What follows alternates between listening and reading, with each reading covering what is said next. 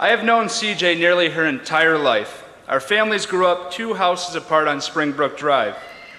I could tell lots of embarrassing stories about her childhood, but I don't really have time. Okay, maybe just one.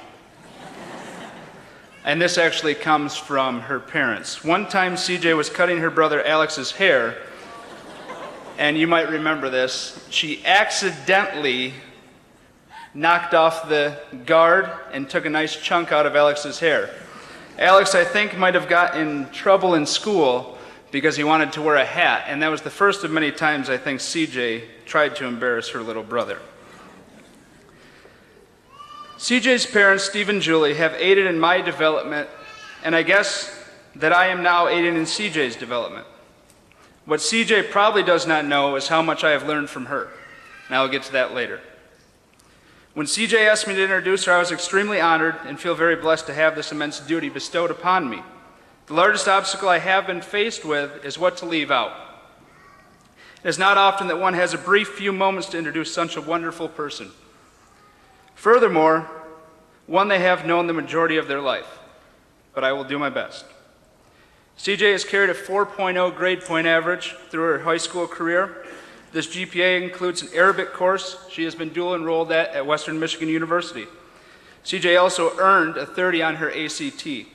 She's also been awarded with the Kalamazoo County Excellence in Education Award, the Robert C. Byrd Honors Scholarship, the Kalamazoo Community Foundation Clarence L. Ramsey Scholarship, Parchment Schools Foundation Scholarship, the Kalamazoo Ladies Library Association Scholarship, and a lot other ones if you want to look in your bulletin.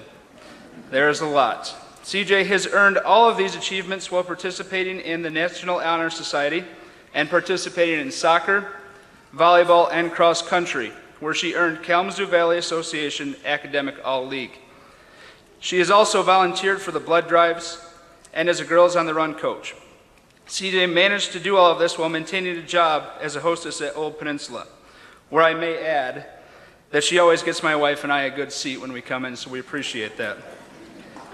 CJ is attending the University of Michigan in the fall with the help of the University of Michigan Regents Merit Scholarship, where she will be double majoring in Near Eastern Studies and Political Science with an emphasis in Arabic.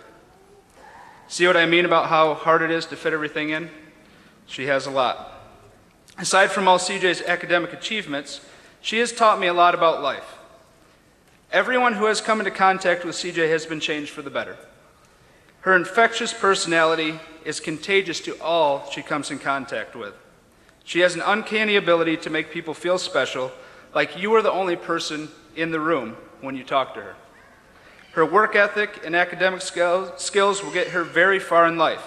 However, her personality and courage, even in the face of great adversity and strife, will set her apart from the crowd.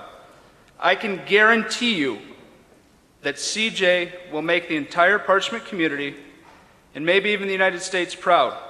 She is one of ours. Now to the part that I promised I would not do. I actually had written in here that as a person expecting the arrival of their child, any day now, I was going to say a few things. Well, I have been through that, and all of you that have graduates here can attest to, you have to go through that to know the experience. And like I said, this is still very, very fresh. We just got home from the hospital. You start to wonder what your child is going to be like. And you start to hope for things. Well, CJ, if my daughter turns out to be anything like you, I couldn't be happier. I love you like family, and it is my pleasure to introduce you, Miss CJ Gibson.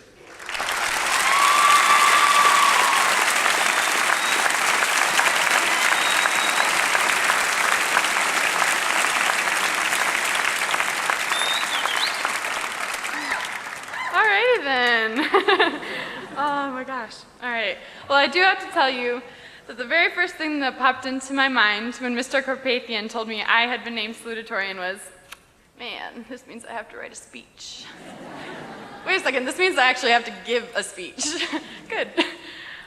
I possibly have to say that would be important enough to hold an entire auditorium's attention? It wasn't until I stopped freaking out when I finally just sat down at my computer and started to write that the idea hit me. The speech has nothing to do with me or how I am supposed to entertain anyone. This speech has everything to do with us, the class of 2010, the students who already wrote this story and their memories of our past years together. Much of everything that we have learned these last 12 trimesters has had a defined procedure.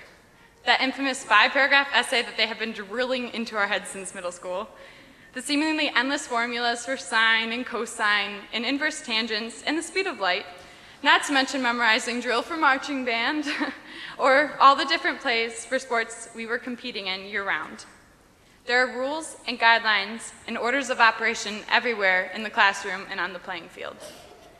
But the ironic thing is, the largest pieces of our high school experiences haven't had a handbook to help us along. There wasn't a script for us to go by when our families or our friendships fell apart. There wasn't someone watching our every move, whispering the right decisions for tough situations in our ears. There wasn't a set of rules that defined when it was finally considered acceptable to date the ex-boyfriend of your friend's cousin who sat behind you in gym class. This is a small town, you know. Rules like that would have actually been helpful on more than one occasion. Okay, so I'm exaggerating that last point, but we really did make it here without being helped in every single situation. A great deal of this accomplishment was up to us, and for that reason, I am proud. We have learned more than equations during the last 4 years. We grew more knowledgeable both inside and outside of the set curriculum, and we have become strong enough to be successful. Nothing proves that more than the diplomas we are receiving tonight. In the coming months, our responsibility over ourselves will multiply beyond comprehension. Someday, there might not be anybody giving us advice at all. We will be truly independent, and the image we will reflect on society will be completely our own. For that reason, we have a few things to keep in mind. Number 5, yes, I know I'm counting backwards, but we'll go with order of importance here. Never stop trying.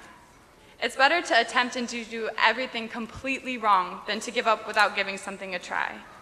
The majority of good things that happen to a person are really the good things that he has made happen for himself.